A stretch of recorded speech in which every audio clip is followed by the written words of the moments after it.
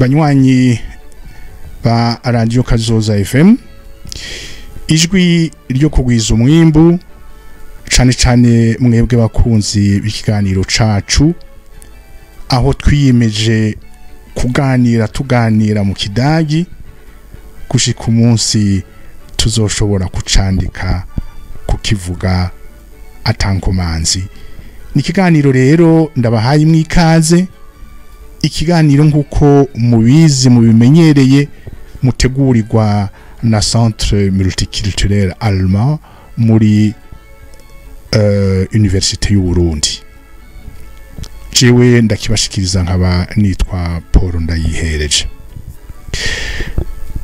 Tugeze ku munsi wa gatandatu turi ku kivi, none kuri uyu munsi hoho tuza kuganira iki?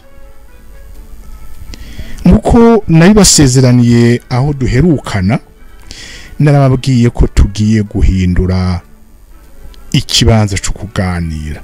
Muranyumva neza? Iki kiganiro twagifatiye mwibarabara, aho wewe umurundi jewe umurundi mbonye umudagi nkifuza ko tuvugana, ko tumenyana, ko tuba bagenzi tukanywana. Uno munsi bisa n'ivyanshobokeye, bisa n'ivyagushobokeye. Ishire mu mutwe rero, uno munsi tuvuye hamwe mwibarabara, ubu turi ku mudagi yadutumiye kugira ngo tubandanye ikiganiro twatanguye nawe muri ya ntumbero y'ukumenyana, kumenya igihugu ciwe, tuboneraho n'akanya no kumubwira ivyiza birangwa ngaha mu gihugu iwacu. Kubera rero tutari mwibarabara, kubera rero dusanzwe duhuye tuzinanye, nta vya bindi vyo kuvuga ngo ich heiße Paul, ich bin Paul, ich komme aus Burundi, oya, ivyo arabizi. Hari ikintu ngaha nyamukuru gihinduka gifatiye kuri ubwo bucuti buriko buranaga. Hari ikintu ciswe wie geht's. Mwebwe mugifisa amahigwe yo kubibona aho vyanditse nguko ingene candikwa wie geht's. Muribuka yuko ngaha imbere y'iri ryungane koko hari ijambo dusanzwe tuzi mu ntambwe ya mbere twagize, wie heißen Sie, wie Fragewort, murayibuka? Wie twabonye ko hacakwirikira iki? Hacakwirikira un verbe conjugué. No ngaha aniko kuko geht's, le verbe ni gehen. Hagahereza iki? Bien sûr hacakwirikira le sujet. C'est un sujet mugabo murayifata avec beaucoup de pincettes. Ndaza kugira ico ndakivuze ko hanyuma, mbere no hanyuma handi nzogigarukako. Es geht cane igihereza ryungane nikabaza, point d'interrogation. Narababwiye nti un verbe ni kintu karahara mu ruganda ntibacura. Ntushobora kwemeza ukavuga ko wagize iryungane ritarimwo le verbe. Donc le verbe c'est le centre de tout. Hari biri imbere n'ibiri inyuma, mugabo il est au centre de l'expression, au centre de la communication, yaba écrite canke yaba orale. Wie geht's ni kintu bita mu kidagi eine Wendung, muragifata nuko wacita.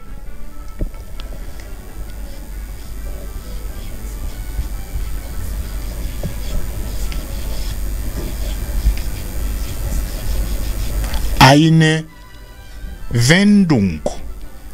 Eine Wendung. Mbega gisigura iki mu ncamake? No bivuga nti c'est une formule. C'est une formule. C'est une formule toute faite. Nturondere kugidecomposa, gifate dans son ensemble, dans son tout. C'est une formule. Ivuga iki?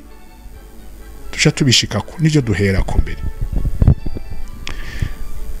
Twavuze tuti intumbero y'ikiganiro kubera uri ku mudagu yaguteye iteka akagutumira, muraza kuvuga muvuga ibintu qui vous intéresse dans le sens de renforcer des relations qui sont ziriko ziraba hagati ya wewe n'uyo mudagi. Muza kuvuga iki? Ni muza kuvuga amazina, murazinanya amazina. Ntuza kuvuga iyo uva arakuza, uramuzi nawe yarakwibwiye. Ntuza kumubaza ivy'indimi yarabikubaye urabi. Muza kuvugana iberekeye mwebwe abanyu, umuryango.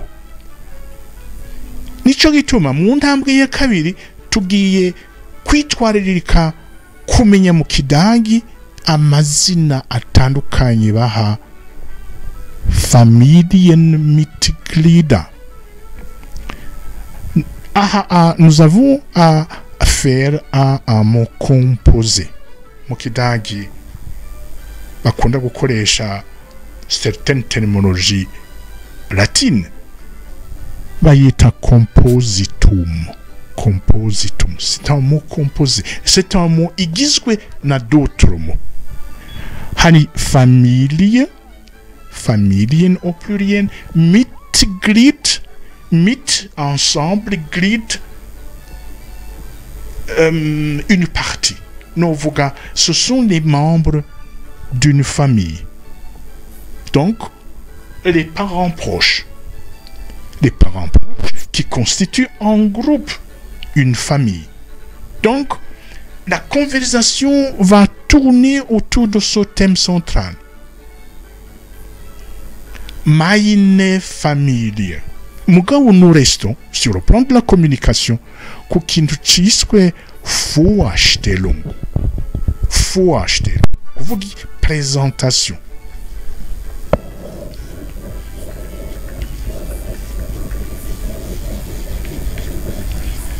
L'exercice consiste à présenter à votre hôte en désignant uyu uri kwereka. En fait, cela suppose que mufise amafoto.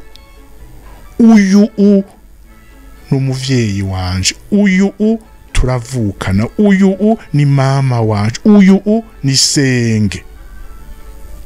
Arico gituma mvuga ndi nous allons dans ce chapitre plus travailler sur le vocabulaire qui vont nous permettre, qui vont en fait constituer pour nous un outil de Vorstellung, de présentation. Donc, possessif article, kuberiki, article possessif, article possessif. Nukuvuga iki? Uyu n'umuvyeyi wanje, uyu ni mushikanje, uyu ni murumunanje, uyu ni muvyaranje, n'umuvyara. Donc, il est ici question de déterminer, de préciser le degré de parenté qui se traduit par possessif. Possessif. Bien sûr, ici comme par le passé, nous allons essayer de nous concentrer sur une série de nouveaux verbes akoreshwa pour ou dans le cadre de ce nouveau thème. Reka duhere ku cambere. Duhere ku cambere aho nous allons nous intéresser sur la fameuse Wendung wie geht's. Wie geht's?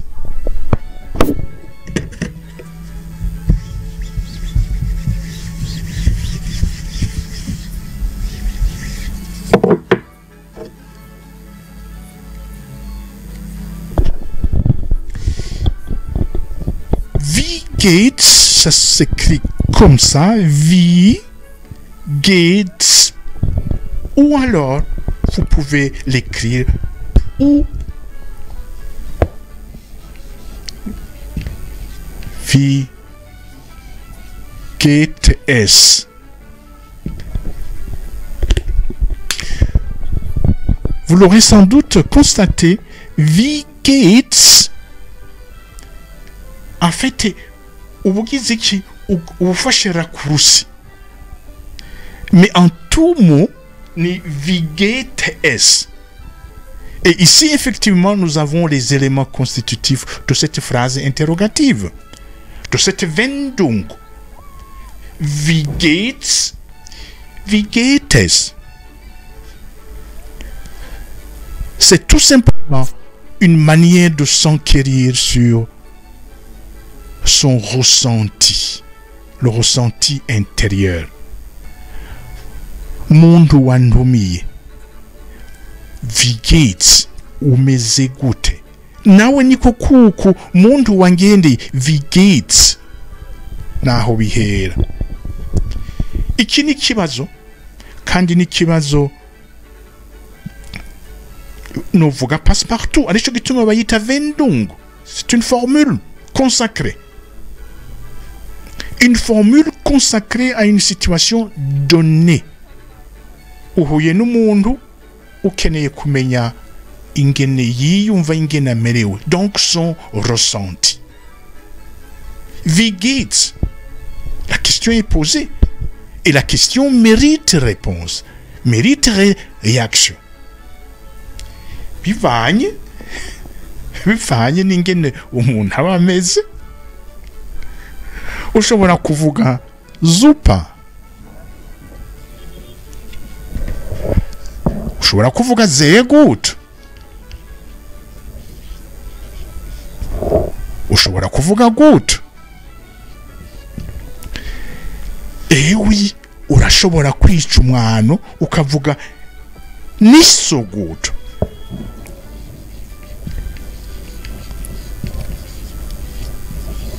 Nicht so gut.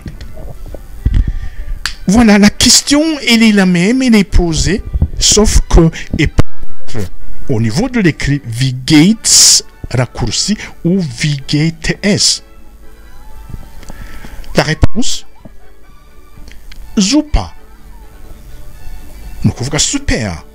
Chanke sehr gut, sehr ni beaucoup, gut ni bien. Gut ni bien. Nicht so gut, ça c'est la négation. Oh, zo lala. Sindabizi. Nukwica umwana. Mugabe icyo mbwirizwa ngaha a kwensista ko.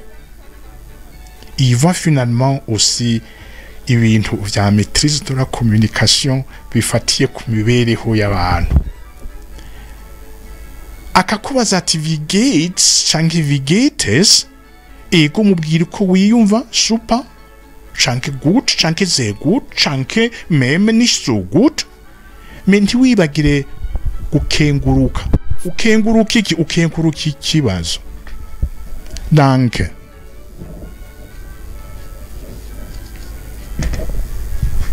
Ntiwibagire gukenguruka. Akadanke n'akajambo norokomanda gose hamwe n'akandi kitwa bitte, B-I-2-T-E, bitte, danke. Il s'agit ici de ce genre de mot magique qui peut vous ouvrir des portes d'entrée. Kubera, ça fait plus poli, ça fait plus gentleman, et il faut donc gushima ukenguruka yuko akubajije ton ressenti.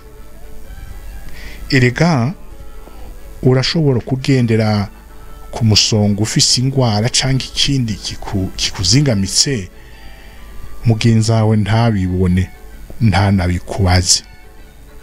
Le fait même ko abikubajije quelque part hariho iki novuga ikintu c'ubuntu, compassion. Rero aka kantu ntimukibagire. Pour récupérer pour en fait répéter ce que je venais vous dire. Urashitse arakubaza wie geht's, wie geht es. La question nuko. Inyishu varie. Super, sehr gut, gut, nicht so gut, mais s'il vous plaît, n'oublie pas, danke. Merci de la question. Ushobora kutangurira kuri gushima. Wie geht's? Danke. Super. Wie geht's? Danke, sehr gut. Wie geht's? Danke. Nicht so gut. Ushobora gutangura gukenguruka hanyuma ukavuga koko koma wiyumva. Canke hera kungene wiyumva mugabo ntiwibagire au passage. Gukenguruka. Urashobora bien sûr gushirako akandi kantu naho navuze yuko wie geht's, il s'agit ici d'une wendung, d'une formule consacrée. Urashobora kuketanda dans son emploi.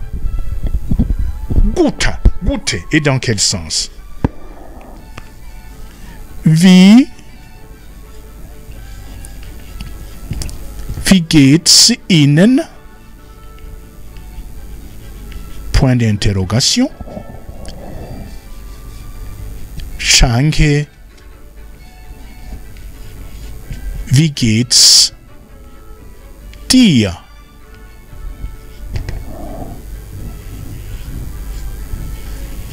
Wie geht's dir? Ushize kwiki? Ushize ko amajambo yandi abiri. Wie geht's Ihnen? Ushize ko Ihnen.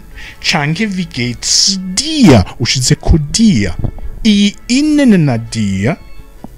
C'est une question en fait directe adressée à la personne. Et selon que la personne ari umwubahwa, ari umuntu mudasanganywe udatitwaye uvuga Ihnen.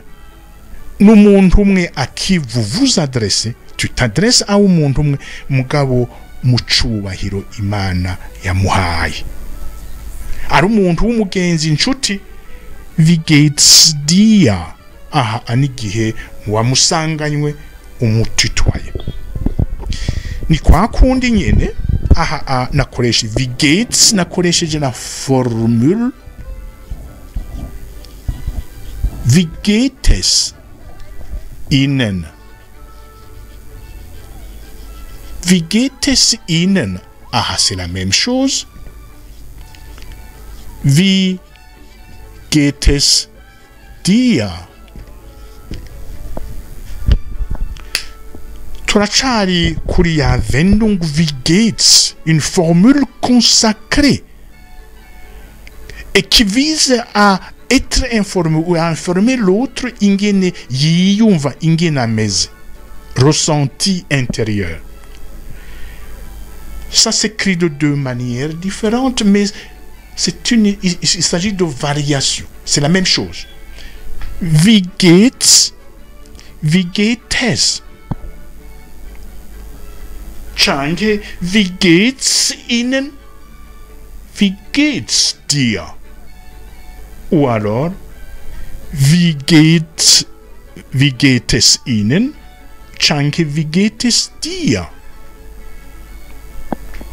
Voilà comment se présente cette fameuse Wendung, wie geht's, qui consiste à quasi umuntu ingene yiyumva. De deux manières possibles. Wandika mbere niyo bivuga birumvikana. Ushobora gufata le raccourci wie geht's, change wie geht es. Ou alors, shirako la personne en face de vous. Et selon la nature de relation mufitani, ari umwubahwa kuri wewe, umubwira wie geht's, change wie geht es Ihnen, change wie geht's, change wie geht es dir. Aha, a dir, n'igihe ari umuntu w'urunganwe canke ari umuntu musanganywe mu muryango où vous pouvez vous tutoyer. Ni pour ce qui est de la question qui est celle de savoir où mes goûter. C'est une locution, c'est une expression, c'est une wendung. Elle est consacrée. Et elle signifie ce que je viens de vous dire. Vous vous intéressez sur le comment ou undi muntu ou amerewe.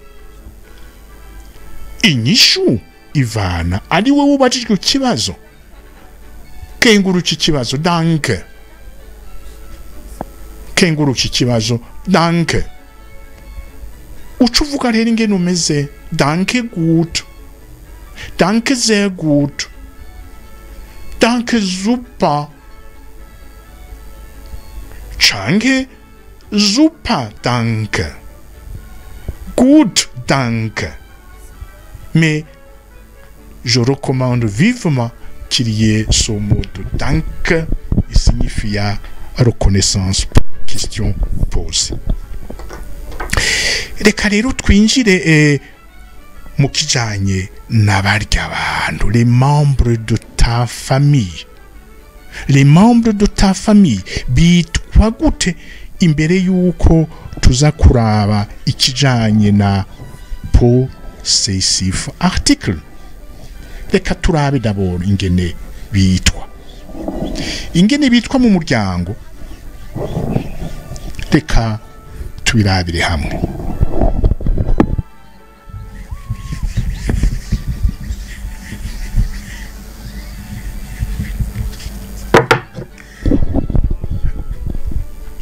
Sur le thème famille, membres de nos familles. Qui dit famille, par définition, famille n'abantu babiri au départ. Ni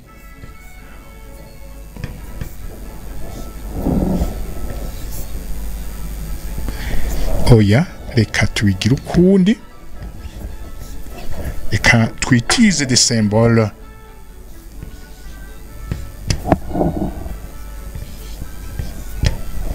Voilà.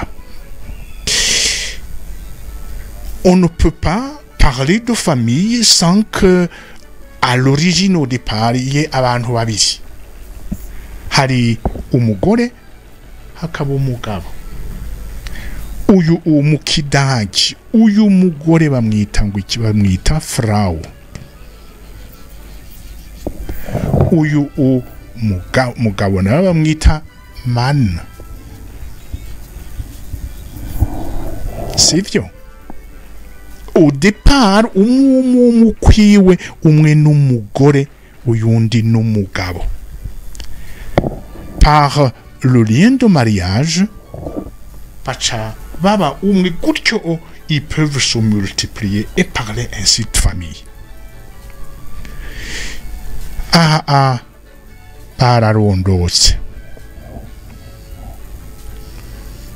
Bararondotse barondoka ibibondo. Reka tuvuge ngaha umuhungu, umukobwa,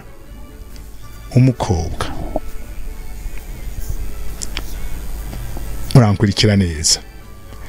Abantu babiri bahuye, umwe ari umusore uwundi ari umwigeme. Par le lien de mariage babaye umwe bagiye kurondoka. Au départ umwe ni umugore di Frau uwundi ni der Mann.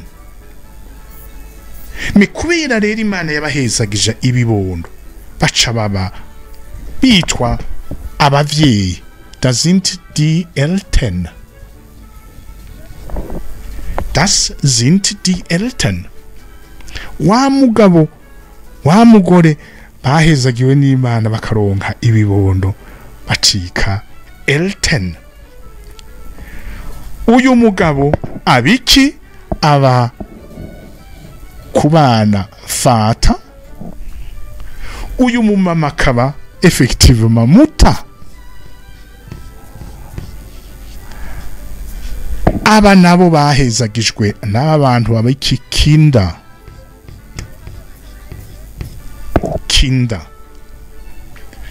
odepa umugabo n'umugore man frau bararondotse baca baba abavyeyi die Eltern umwe akaba fata umugabo serugo uwundi akaba muta vy'abana nabo bibaruka baba iki kinda me mwabonye ko imbuto zabaye zombi hari abahungu zone hakaba n'abakobwa tochter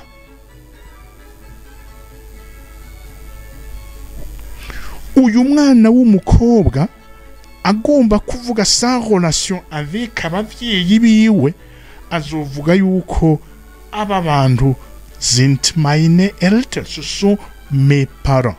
Change agomba kugira distinction, uyu ni papa uriya ni mama. Aba bavyeyi nabo bazovuga bati ibi ni bibondo vyacu, harimwo abahungu hakaba n'abakobwa. Reka tugeze ngaha kuri uno munsi, mugabo ndabemereye ko tuzobandaniza hanyene dutandukaniye aho tugiye mu vy'ukuri kwelargisa le champ de notre vocabulaire ku bijanye na la qualification, le comment on appelle les membres d'un groupe familial. Reka ndabakengurukire ko twabaye neza, nifuza ko tuzobonana kundwiza mu kiganiro kigira icindwi. Murakoze.